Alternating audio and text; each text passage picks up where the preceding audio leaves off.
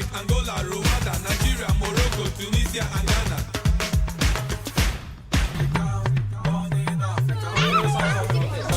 A true born African.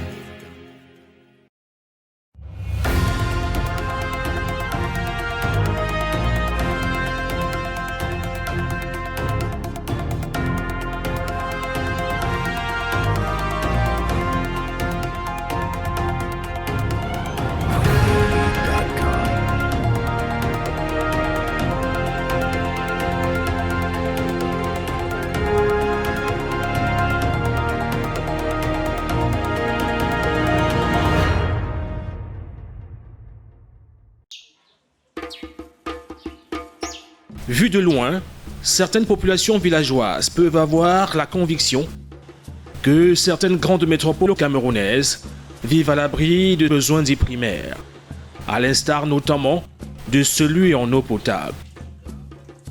Mais le constat sur le terrain est très loin de cette réalité imaginaire. Mon constat, il est catastrophique. Donc s'il y a un denrée qui manque dans les ménages camerounais, c'est de l'eau. Et curieusement, on dit l'eau c'est la vie, qui est la vérité. L'homme est fait de presque 80% d'eau. Et tous les organes ont besoin d'eau. C'est l'eau qui est d'abord le premier médicament. Quand on boit du bon de l'eau, ça veut dire que même les maladies ne vont pas attaquer nos organes et notre corps. Mais on constate aujourd'hui au Cameroun, du nord, du sud, de l'ouest et de l'est, qu'il y a un problème d'eau. Constat terrible donc, celui de l'absence encore aujourd'hui de cette denrée au sein de certains ménages. Une absence surtout due à l'accroissement à un rythme toujours très élevé du nombre d'habitants dans une ville comme Douala, poumon économique de l'Afrique centrale. L'urbanisation ici n'a pas seulement eu des effets positifs, mais aura également par endroits contribué à souiller le sous-sol ou épuiser pour la grande partie des habitants de l'eau destinée à la consommation des ménages. Une eau donc, parfois, et d'aucuns diraient même très souvent, à la qualité douteuse. La qualité de l'eau au Cameroun est très peu appréciable. Si l'eau c'est la vie, les Camerounais manquent de vie, ça il faut le dire. Vous savez que dans plusieurs villes du Cameroun, on n'a pas vu de l'eau couler au robinet depuis plusieurs années. Et vous savez également que la question d'adduction en eau potable reste très préoccupante dans une ville comme Douala, où nous sommes. Tout le monde n'a pas accès à de l'eau. Donc tout le monde, bon nombre de personnes, de citoyens sont obligés de se tourner vers les forages. Et des forages également qui posent un autre problème, le problème du traitement. La qualité approximative qui n'est pas forcément de nature à nourrir réellement le Camerounais qui en a besoin. Et il y a également d'autres phénomènes pour permettre aux Camerounais d'avoir accès à de l'eau pour boire, parce que la fonction et les fonctions sont multiples en parlant de l'eau. Donc, et ces solutions parfois ce sont des sachets qui ne sont également pas potables, parfois, voilà, d'origine assez douteuse. Et le coût pour les Camerounais, aux Camerounais moyens, le coût d'achat de l'eau est plutôt élevé. Et du coup, bienvenue les maladies hydriques au pays, quoi. Si cette réalité est terrible pour les personnes bien portantes, du moins en apparence, elle pourrait se transformer en véritable cauchemar pour les couches les plus vulnérables dans nos sociétés. De tout temps, sur le continent africain, et plus exactement au sud du Sahara, aller chercher de l'eau a été et le sera encore pour longtemps, selon toute vraisemblance, le problème des femmes et des enfants. Sous d'autres cieux, ces images prises au quartier kilomètre 10 à Douala passeraient très mal. Certaines personnes crieraient même au scandale. Mais en Afrique, on a souvent coutume de dire « on se bat avec les moyens du bord ». Je suis fondatrice d'une école. Et si vous passez dans tous les établissements, vous allez voir que 90%, soit 95% des écoles n'ont pas d'eau. J'avais assisté à une cérémonie de journée mondiale de lavage de mains avec du savon. Et le constat était catastrophique. Les enfants, on était obligés de prendre de l'eau dans les seaux pour demander aux enfants, c'était un apprentissage, qu'il fallait que les enfants apprennent à laver leurs mains. Mais il n'y avait pas l'eau. Il n'y avait pas l'eau. Moi, je pense que nous avons dépensé beaucoup d'argent pour cette Covid, pour combattre Covid. Il faut que ces mêmes mesures y restent.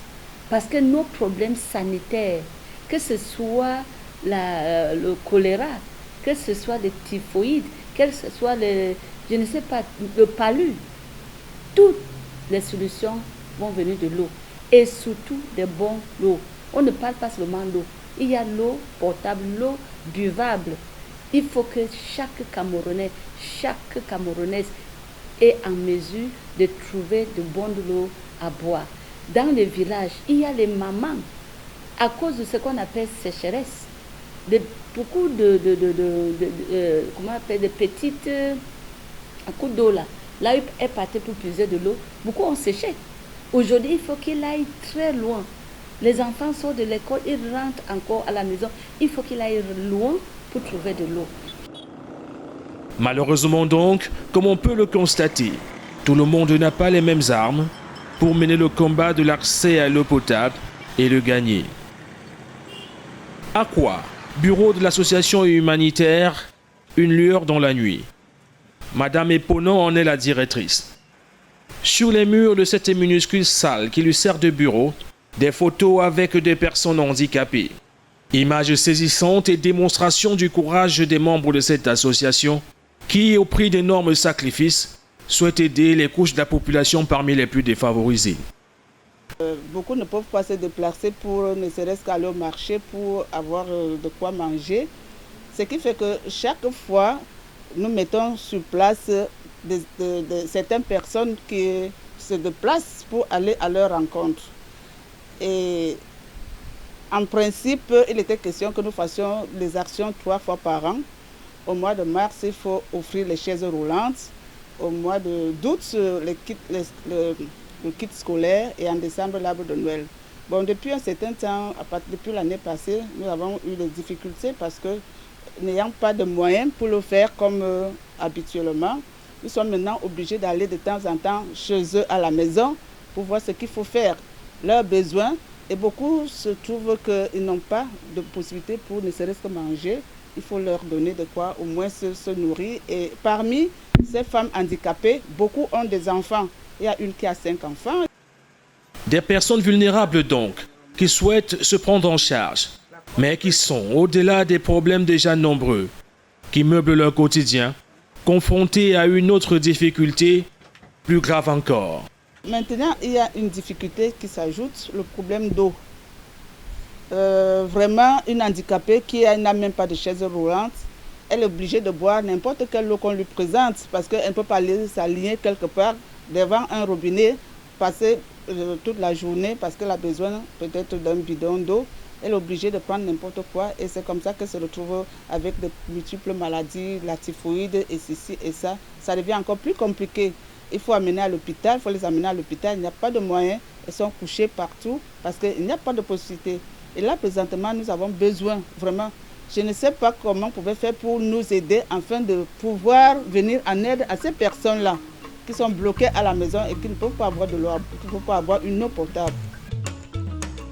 Autre cas, toujours aussi préoccupant, ce centre social. À sa création, c'était un orphelinat, mais aujourd'hui, avec différentes crises qui minent le Cameroun et même le continent africain, la fondatrice s'est sentie obligée de le transformer en centre social. Du coup, on y retrouve des personnes vulnérables venues de toutes parts. Moi, je viens à Kumba. Et là-bas, à Kumba, il y a tellement la guerre là-bas qu'on ne sait même pas là où ça va s'arrêter. Et maintenant, il y a les gens qui viennent à la maison et les autres sont au champ, mais c'est seulement faux là-bas. On prie seulement que le Seigneur nous aide là-bas. Je suis arrivé ici à cause du vol. J'ai volé ma mère. Et ma mère m'a mis dehors. Et je suis entré dans la rue et ma mère Et ma mère m'a récupéré. Et je suis ici depuis décembre. Je suis vraiment trop content comme je suis ici parce qu'elle me prend comme son fils. On est quitté trop loin et dans le pays rwandais et on a marché à pied jusqu'à arriver ici là. Donc la difficulté qu'on a eu dedans, ça n'a pas de détail, c'est beaucoup. On ne peut pas détailler ça ici là. Et quand on nous est arrivé, on a commencé à se débrouiller comme il fallait. Et ce qui nous a aussi donné la difficulté, c'est le vol. On nous a volé et on nous a chassés aussi dans le travail qu'on avait eu. Et on se retrouvait dans la rue. Ici, on accueille donc des réfugiés venus des pays lointains, notamment du Rwanda, mais aussi des enfants abandonnés par des parents pour diverses raisons. Des déplacés des régions du nord-ouest et du sud-ouest à cause d'une insécurité galopante qui ne fait pas de cadeaux aux populations civiles. Des personnes qui expriment toutes et tous les mêmes besoins. Le problème de par rapport à quoi, quand il y a la grève là, il n'y a pas l'eau aussi, même la nuit, il n'y a rien. Parce qu'il n'y a même pas l'eau potable d'abord. Oui. Ici au centre, j'ai besoin qu'on nous donne l'eau d'abord. Parce que s'il y a l'eau ici là au centre, ça va permettre que les enfants ne doivent plus tomber malades et ça va faciliter les tâches ménagères à la maison aux enfants. Donc l'eau est très importante ici. La première chose, c'est de l'eau. Parce que si tu te laves avec l'eau propre et si tu bois l'eau propre, et la santé est bien. Et c'est important parce que ça peut nous aider. Et ça va nous aider aussi avec nos enfants. Parce que les enfants aussi, ils ont besoin de l'eau propre. Si l'enfant lui lave avec l'eau du puits, il y aura la maladie. Et ce n'est pas facile pour nous. Et aussi, déjà, il nous aide, ça peut nous aider aussi la bonne santé. Et la bienfaitrice, malgré toute sa bonne volonté et son amour pour le genre humain, commence à se fatiguer. Il faut dire qu'elle n'est plus toute jeune et semble désormais passablement dépassée par une situation qui devient chaque jour davantage un peu plus préoccupante.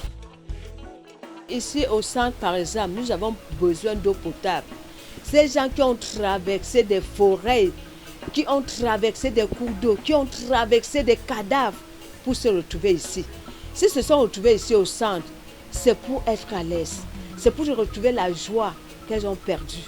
Alors si des gens de bonne volonté peuvent écouter la voix, le cri de ces gens et peuvent venir au secours d'eau d'abord potable, d'eau qui donne la vie, l'eau qui restaure. Parce que sans l'eau, il n'y a pas de vie. Vraiment, je tends mes mains et je prie que si ces gens peuvent comprendre et permettre que le centre ne puisse jouir ne serait-ce que de cette eau, ils auront beaucoup fait. Beaucoup fait. Parce qu'avec l'eau, on exempte aux diverses maladies. Avec l'eau, on vit. Avec l'eau, on peut boire même si on n'a pas mangé suffisamment. Parce que l'eau fait beaucoup. L'eau rénove. Alors, je tends mes mains. Je prie que vraiment, si ces hommes de bonne volonté peuvent écouter et de faire quelque chose pour ce centre par rapport à l'eau, ça ira tout droit au cœur. Une chose nous aura marqué au moment où nous rencontrions ces femmes d'exception. Des femmes s'occupant tour à tour des personnes handicapées et des couches vulnérables.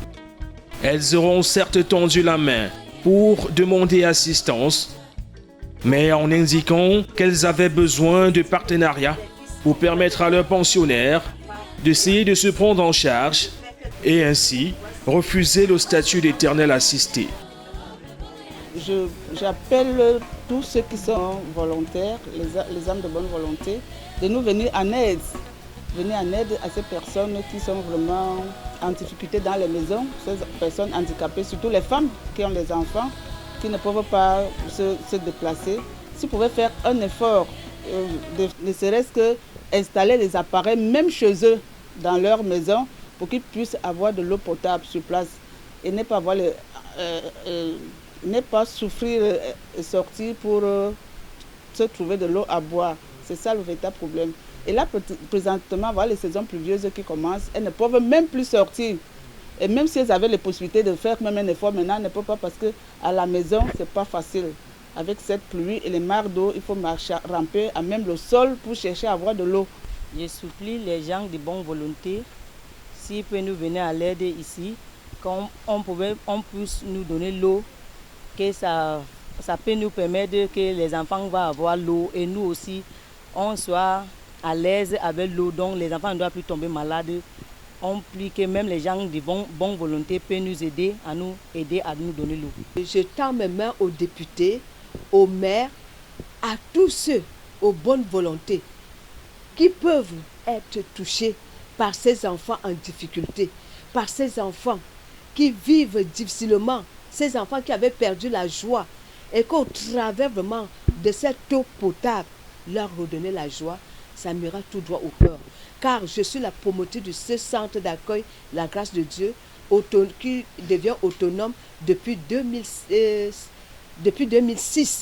Vraiment, je prie, s'ils peuvent écouter ma voix et de me venir au secours. Et même ces enfants qui sont non scolarisés et qui aujourd'hui, au travers le sang, reprennent goût. Vraiment, s'ils peuvent écouter la voix et qu'ensemble, qu'on puisse faire quelque chose pour eux, je serais tellement enchantée. Que ce soit le centre d'accueil, situé dans la zone industrielle des Deux Côtiers à Douala, ou encore une lueur dans la nuit, les problèmes sont quasiment les mêmes et nécessitent une intervention en urgence. Une intervention qui pourrait prendre les allures d'un accompagnement pour leur permettre d'acquérir le dispositif Vitalaris implémenté au Cameroun par Chiala. La structure, en effet, pourrait permettre à ces personnes d'avoir de l'eau et même de pouvoir en tirer quelques revenus pour atténuer d'autres difficultés de leur quotidien, pas du tout évident. Mais pour cela, il faudra quelques interventions, notamment des communautés territoriales décentralisées qui aujourd'hui, mieux qu'hier, doivent prendre une part importante dans le mieux-être des populations dont elles ont la charge. On peut bien donner la solution. Nous sommes assis sur l'eau. Quel qu'en soit là où on creuse, on va trouver de l'eau. Là où Camwater ne peut pas arriver, il y a d'autres solutions qui essaient de forage, qui peuvent donc aller là où il y a l'eau et ressortir cette eau pour traiter et donner pour que... Moi-même, j'en ai fait une. J'ai fait un forage qui, depuis plus de presque 10 ans, donne de l'eau aux enfants à boire. Je pense que tout le monde peut contribuer. Tout le monde, et utilisons tous les moyens pour avoir de l'eau. Forage, c'est toujours bien. Camwater, c'est bien. Il y a d'autres que c'est des puits, mais il faut toujours que ça soit traité pour que ça soit bon pour boire. Je pense aussi qu'il y a quelque chose qui est bien pour le Cameroun, pour toute une communauté, c'est la décentralisation. Ça veut dire que quoi? Amener l'administration proche du peuple. Ça veut dire que c'est chaque région qui a ce besoin. Et c'est chaque communauté qui va voir et faire des priorités. Qu'est-ce que nous avons besoin? Est-ce qu'on a besoin de l'eau? On commence par l'eau. Nous sommes là pour essayer de satisfaire les populations, selon les mesures ou bien selon les moyens que nous avons. Je pense que la première nécessité ici, d'avoir l'eau potable, ce n'est pas quelque chose qui se discute. C'est quelque chose ici qui devrait être pris en compte justement dans le planning de travail ou bien la feuille de route de la mairie. Avoir de l'eau potable, avoir des hôpitaux, puisque aujourd'hui l'exécutif communal et avec la décentralisation, la mairie a absorbé beaucoup de responsabilités en ce qui concerne ici la mise sur pied d'un certain système de fonctionnement à l'intérieur de sa commune.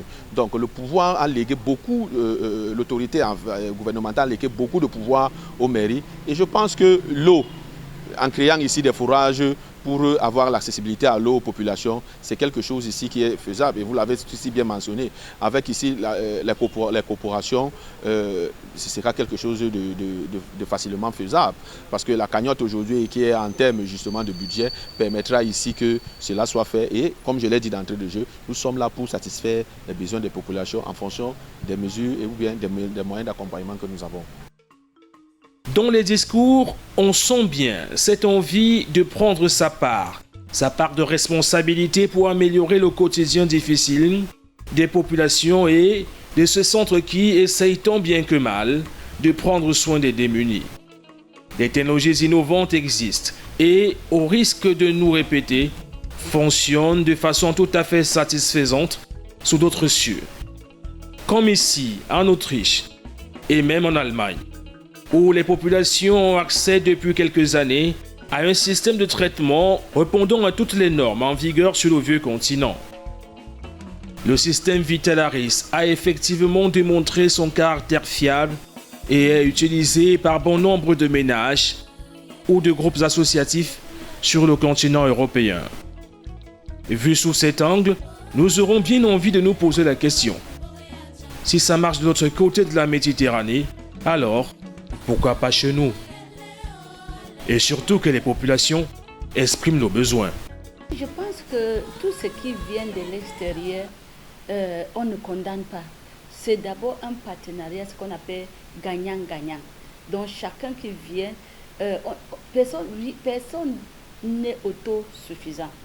On n'a pas été créé pour être autosuffisant. Deux mains parce que l'autre main lave l'autre. Deux nez parce que l'autre, ça voit plus bien. Si c'est un seul œil, ça ne va pas bien. Deux oreilles, vous savez, il y a des organes, c'est deux.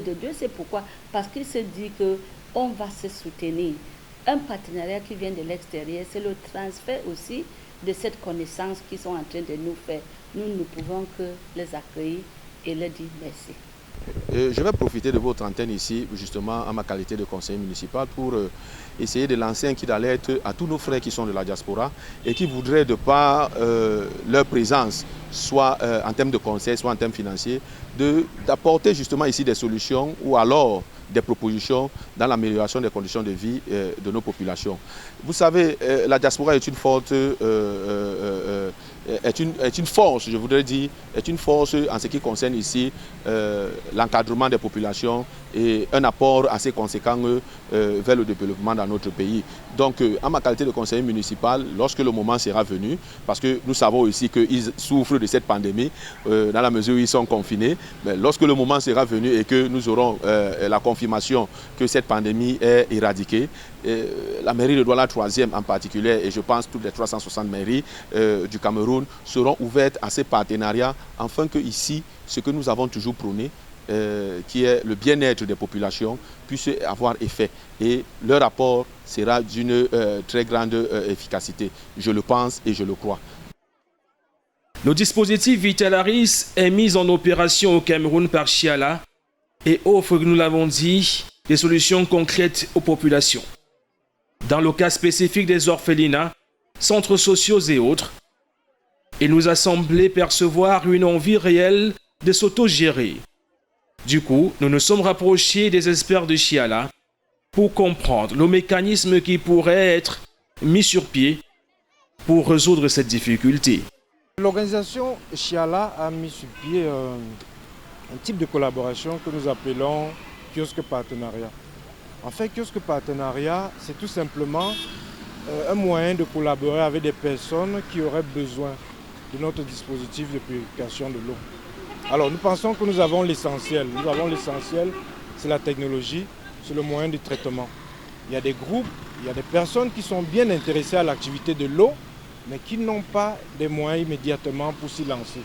Alors, ce que l'organisation fait, ce que l'organisation met à disposition, le kit pour permettre à ces groupes-là de pouvoir se lancer dans la production de l'eau. Bien évidemment, le partenariat peut aussi intégrer des personnes qui seraient dotées d'une certaine logistique, notamment les bonbons. Nous avons largement évoqué ce besoin que nous avons d'avoir des bonbons. Aussi, nous avons parfois des difficultés à nous déployer. Donc nous cherchons aussi des personnes qui se constitueraient en dépôt pour nous faciliter la distribution dans un secteur donné. Donc c'est aussi dans ce sens que nous pouvons aborder les questions de collaboration en termes de partenariat. Mais c'est aussi l'occasion pour nous d'interpeller ces structures pour nous très défavorisées, à l'instar des orphelinats, qui ne disposent pas déjà assez de moyens pour vivre. Vous savez, généralement, les promoteurs des orphelinats sont obligés de s'adonner aux appels à donation des âmes charitables. Et on imagine bien quelle peut être la situation de l'eau. Alors nous pensons que pour les orphelinats, nous pouvons avoir un dispositif qui leur permet d'avoir de l'eau potable déjà pour eux, mais aussi d'en profiter puisque l'eau c'est une denrée rare et d'en faire une activité qui peut générer quelques revenus pour prendre en charge d'autres aspects du fonctionnement de l'orphelinat, tels que par exemple la nutrition des enfants. Donc nous sommes très intéressés à développer avec des potentiels partenaires, des orphelinats, ce produit qui à notre avis est très très intéressant. Message clair donc, porteur d'espoir pour ceux à qui la vie n'a pas toujours fait des cadeaux. Mais un message d'espoir également qui devrait toucher les âmes de bonne volonté et leur permettre d'orienter leurs aides vers ce type de projet. Des projets à même de changer du tout au tout le quotidien des personnes handicapées et personnes vulnérables. Au-delà de ces centres spécialisés, Pascal Kamtuem, directeur exécutif de Chiala Cameroun, a voulu présenter d'autres aspects de leurs dispositifs et appeler, comme d'autres avant lui, à la générosité pour une vie meilleure. Il devient donc urgent d'entendre l'appel de détresse des associations, Une lueur dans la nuit et Centre d'accueil, La Grâce de Dieu et d'autres groupes dans la même situation de précarité, mais qui ont à cœur de donner un coup de main. Pour accompagner ces groupes de façon efficace, il devient donc primordial de contacter Chiala Cameroun, qui aujourd'hui a l'expertise, la technologie et les moyens pour offrir des solutions durables et déterminantes pour le bien-être des populations camerounaises. L'effort qu'il y a à faire, c'est de mettre le premier dispositif pour la production de l'eau. Et nous avons pensé à la durabilité de nos actions, c'est-à-dire qu'après le don, il faut bien que le don persiste. Donc nous mettons en place un dispositif qui fait que les bénéficiaires puissent eux-mêmes entretenir, puissent eux-mêmes gérer à la suite de la donation le dispositif. Sinon, ce ne serait pas un don d'une certaine valeur. Mais le dispositif ne coûte pas cher, parce que comme je vous l'ai dit, pour des personnes qui ne sont pas dans l'optique de commercialiser, on peut avoir le litre d'eau qui revient à 2 francs le litre. Donc c'est exceptionnel dans un contexte où il faut débourser 400 francs pour avoir la même eau.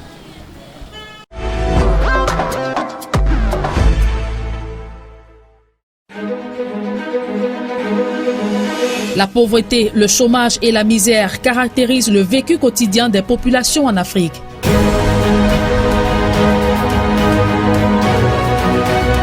Dans de nombreux pays du continent, près de 70% des jeunes se trouvent en situation de sous-emploi.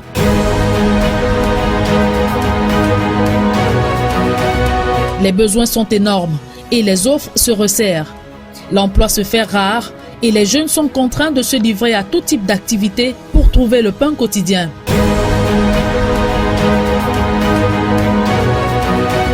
Un pain qu'il faut parfois arracher au péril de la vie. Pourtant, les jeunes ont juste besoin d'un coup de pouce, d'une aide, d'un soutien, d'une opportunité pour se lancer dans des initiatives privées et créer des emplois. Il est temps que cette situation change et la solution est désormais à votre portée. Une solution pour devenir promoteur d'entreprise sans grand investissement et contribuer dans une cause sociale. Rendre l'eau potable accessible à tous. L'association Chiala vous permet de vous lancer dans l'entrepreneuriat grâce au projet d'eau potable pour tous. Devenez partenaire Chiala et obtenez un dispositif technologique sophistiqué pour le traitement de l'eau potable à moindre coût.